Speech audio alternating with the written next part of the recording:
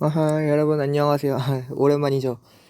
제가 요새 좀 방학 끝나고 놀다가 귀찮아가지고 영상 안 만들다가 그냥 이번에 심심해서 다시 만들게 되었는데, 다들 썸네일에서 보셨듯이 이번에는 작품 비평이 아니라 그 단체에 대해서 한번 얘기를 해보려고 그러고요. 이번에 말한 단체는 교권국이죠. 자, 저 같은 경우 웹툰 참교육을 정말 재밌게 봤거든요. 그런 의미에서 이 교권국이란 단체에 대해서 좀 얘기를 해보고 싶어요. 조금 이제 유행이 지나긴 했지만 한때 참교육이 드라마로 유행했었을 때 교권국을 세우자 이러한 목소리가 많았는데, 약간 그러한 영상이 지금 제 알고리즘에 뜨거든요. 그걸 보고 이제 제가 이 영상을 만들어야겠다 마음을 먹고 한번 만들어 보게 되었습니다.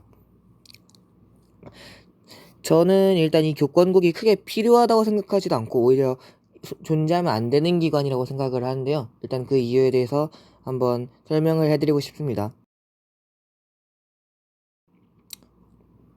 자, 보시면 교권보호국, 줄여서 교권국은 가만 보면 리바이어든, 즉 절대 권력 느낌이 나고요. 또 그래야만 하죠. 물론 우리가 흔히들 아는 리바이어던과는 사뭇 다릅니다. 만들어진 방식 자체도 다르고 그들을 지적할 사람과 상위 기관이 존재를 하니까요. 하지만 그들이 아이들, 즉 학교에 존재하는 아이들 한정에서는 리바이어던이 맞습니다. 왜냐하면 압도적인 무력으로 학생들을 입닥치게 할 수 있고 또 그래야만 하잖아요. 심지어 웹툰 117화에서는 이준빈 변호사의 말을 들어보면 법의 영향 또한 받지 않는다라는 걸 알 수 있죠.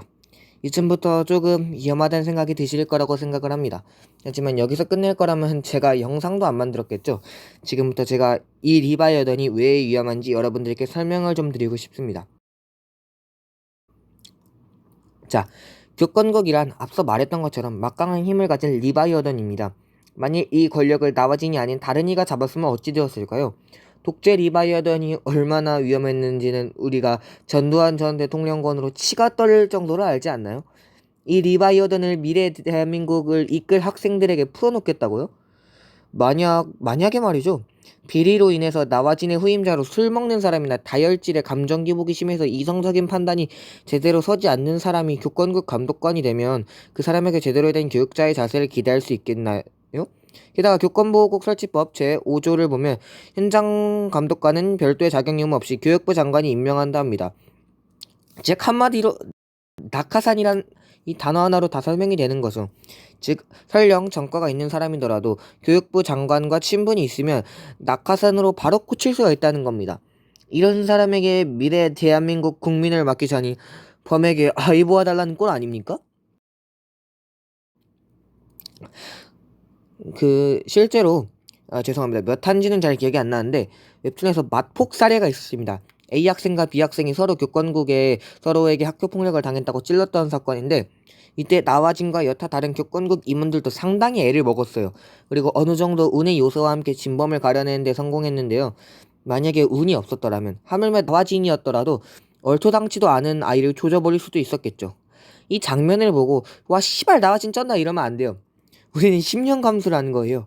만약에 그런 거에 관심 없는 사람이 감독관이었다면 애꿎은 아이를 조질 수도 있었고, 그런 운이 없었더라면 아까 말했듯 하물며 나와진이더라도 얼토당토 않은 친구를 조져버릴 수가 있었죠.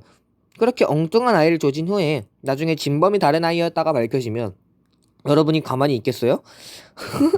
또 세금을 축내네 뭐하네 하면서 저런 깡패 집단 또 왜 만들었네 하면서 처 만들지만 않았어도 멀쩡하게 잘 살았을 사람들의 인생을 다 조져놓은 후에야 교권국이 해체되고 그 피해 학생은 아무런 보상을 받지도 못한 채 끝나겠죠.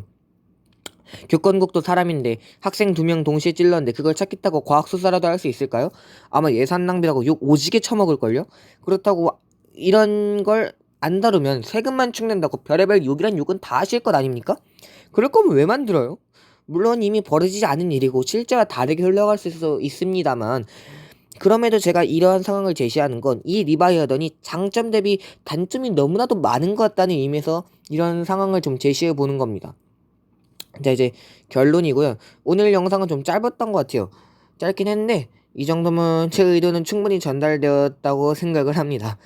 교권국은 애초에 이미 검증되지 않는 자에게 법 위에 설 수 있는 권력을 준 것부터가 이미 교육기관의 목적을 상실한 것 같아요.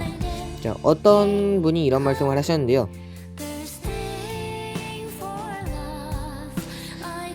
학교가 존재하는 이유는 아이들을 가르치기 위해서이고 훈육하기 위해서이지 리바이어던이라는 괴물에게 지배당하고 처맞으라고 존재하는 곳이 아니에요.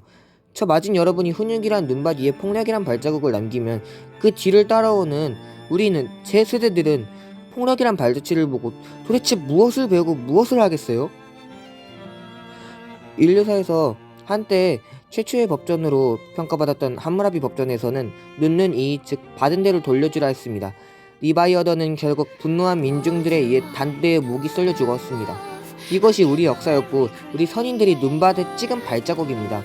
이 발자국의 결과를 본 이상 저는 더 이상 이 리바이어던을 재창조할 가치도 없다고 봅니다. 아이들이 교사를 폭행하니 똑같이 교사도 폭행을 하겠다? 어른이라 하면서 안 쪽팔려요? 애들한테? 이거 완전 유치원생들 사고방식 아닙니까? 폭력을 해결하는 순간 교육은 끝납니다.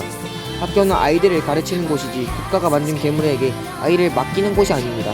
저는 그래서 교권국이라는 리바이어던은 결코 답이 될 수 없다고 생각합니다.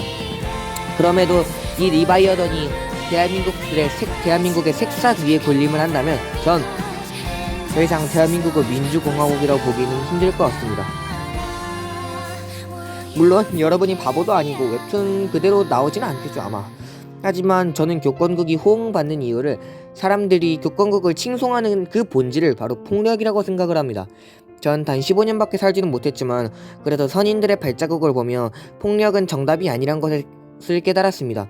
아시리아, 잉카, 아스텍 그리고 제국주의까지 칼로써 흥한 자들은 언제나 비판받았고 또 그들 중 대부분은 칼로써 망했습니다.